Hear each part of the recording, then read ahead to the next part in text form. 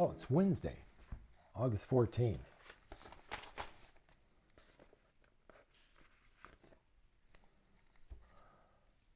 My name is CW. I'm back here with, let's see, BTH&T, Books, Travels, History, and Tales. None like that. We had some pretty good success and got a couple of requests. Apparently the year shows really do well, so let's hit 1972. We'll try to cover all the main events, maybe some songs and some motion pictures. Let's see what's going on there. The first thing we can think about, 1972, the Clean Water Act. Congress finally got together after enough rivers caught on fire in Ohio that let's go ahead and just limit the amount of pollution that you can put in the clean water and surface waters. You can still pollute, but you can only pollute up to a certain amount. As my father would say, why do we still do things only half-ass? Moving on. Second event, Equal Rights Amendment.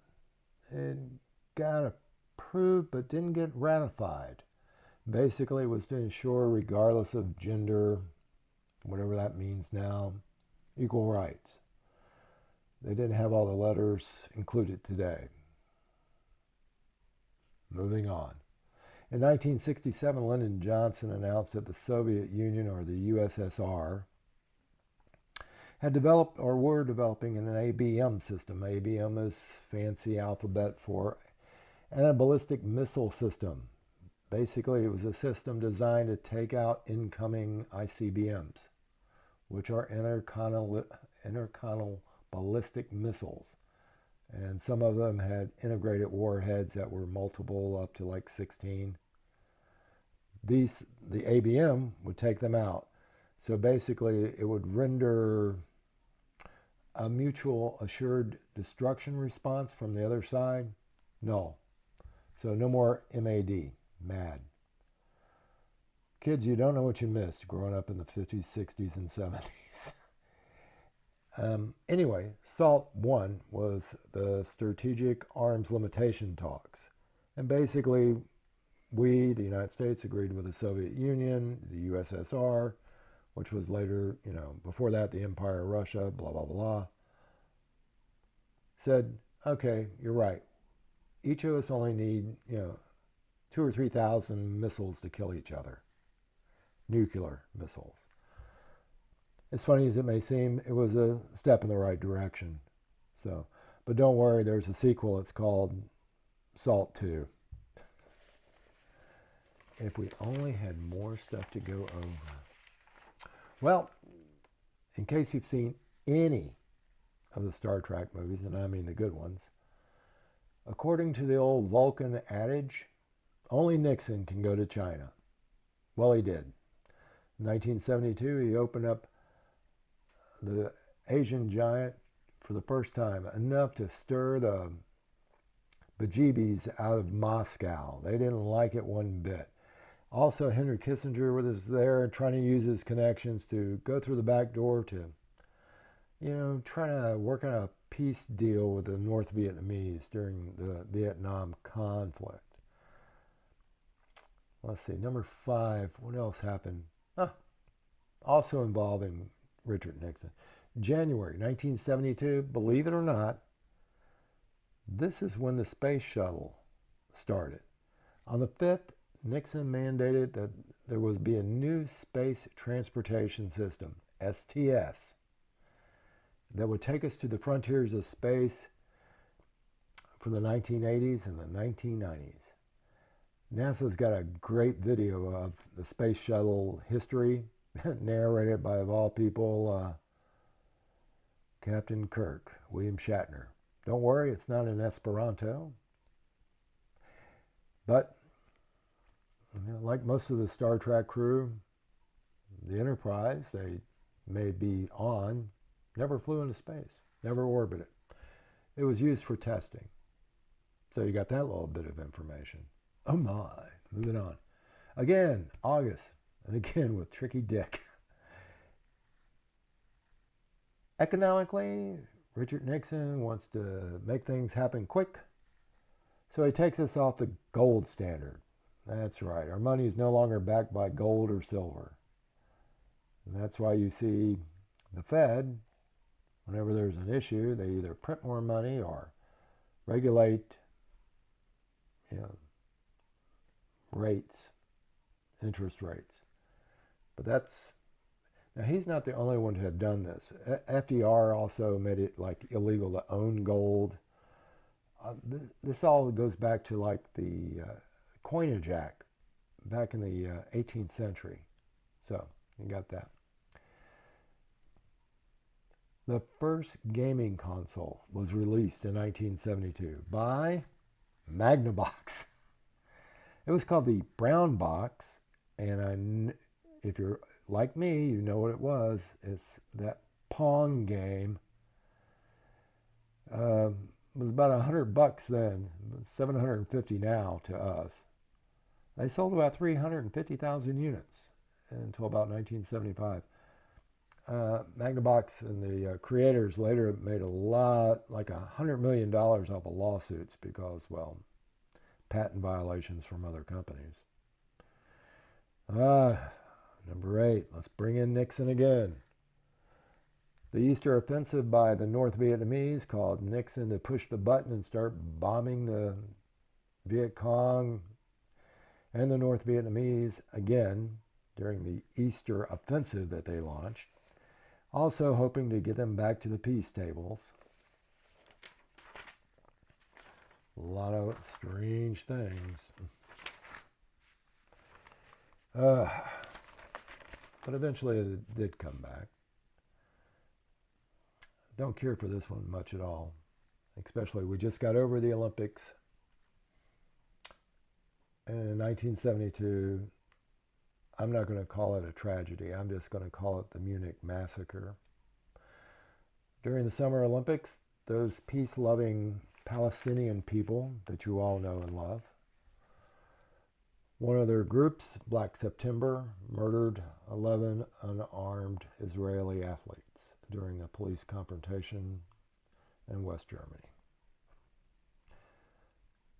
But then, some things, like they say, history doesn't always repeat, but boy, it sure does rhyme a lot. Finally, the big one, also involving Richard Nixon. 5 guys, and I'm not talking about the hamburger joint, 5 guys went to the Watergate, broke into a couple of buildings, a couple of offices, and a National Democratic campaign headquarters on June 17th. A security guard on duty noticed some duct tape on one of the door latches. He just chalked it up to the maintenance crew of that day, forgetting about it. So he took the tape off, came back during another rounds, found it had been taped again. Yeah, sharp guy. Went ahead and called the police. 5 men were arrested. And the king came down. The 5, one of them had like a police band radio, which apparently he didn't know how to turn on, I guess. They had picks and jammies. Us in the police, law enforcement community, we call those burglary tools. And for 2 of them had a tear gas pin gun. Don't know what they were going to do with that. But then they had $2,300 in cash, all in $100 bills.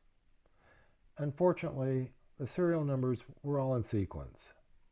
Some in the press allege these guys to be CIA operatives. Those guys are usually intelligent, gone to good schools. CIAs aren't going to break in your business while you're not there. They're going to do it while you are there, and you don't even suspect them. Let's turn to music, shall we? 1972, top 10. Let's see, what do we got? American Pie, Don McLean. Let's Stay Together, Al Green. With the Apollo moon program in motion, Rocket Man by Elton John seems more appropriate at number 3. Bill Withers, Lean on Me, still a good tune. The winner of the Grammy Award for the Record of the Year, number 5, Roberta Flack's The first time ever I saw your face. Good ballad. Motown had an instant hit by the Temptations. Said Papa was a Rolling Stone. One of my favorite artists has the next two spots. Stevie Wonder, Superstition and You Are the Sunshine of My Life from the album Kingdom, Keys of the Kingdom, something like that. I can't remember. And then there was Me and Mrs. Jones by Billy Paul. And finally, our song, 1972, Heart of Gold by Neil Young. Okay. Top 10 movies of 1972. It goes everywhere. There was a Soviet USSR made movie called Solarless. Sci-fi movie with deep, weird, psychological questions being asked in outer space. The remake was okay. Aguirre, The Wrath of God. This is a cult classic, though I've never seen it, but I'm going to take a Tuesday night to watch it. About Spanish conquistadors looking for El Dorado, the city of gold, somewhere in the jungles of South America. Now this one I do know you know. Diana Ross and Lady Sings the Blues, a biopic about Billie Holiday in Chicago. Steve McQueen, Ali MacGraw, and the action-packed heist movie, The Getaway. Jeremiah Johnson, starring Robert Redford, one of the best westerns since Butch Cassidy and the Sundance Kid, number 6. Then Bab Streisand and Ryan O'Neal become a fan favorite in What's Up, Doc? One of the best disaster movies ever. This got everything burning, falling down, shaking, everything. The Poseidon Adventure with Gene Hackman, Ernest Borgnine, Shelley Winters, and don't forget the captain, Lieutenant Frank Drebin. Leslie Nielsen. You know, he was in the movie Forbidden Planet with Robbie the Robot. Yeah. Walter Pidgeon, too.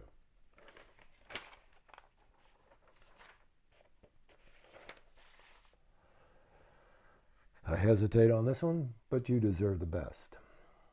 In the category, You Got a Pretty Mouth, you get Deliverance with John Voight, Ned Beatty, Burt Reynolds. A survival movie of the least. Number 2 was Bob Fosse's Cabaret with Lisa with a Z Minnelli. This show won 8 Oscars.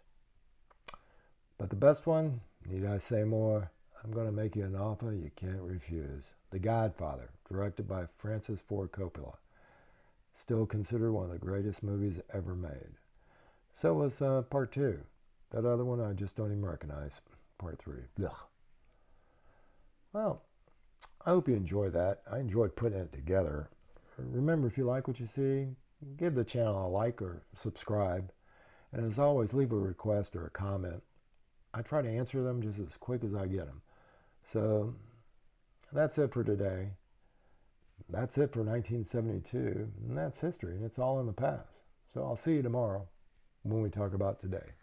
See you. What?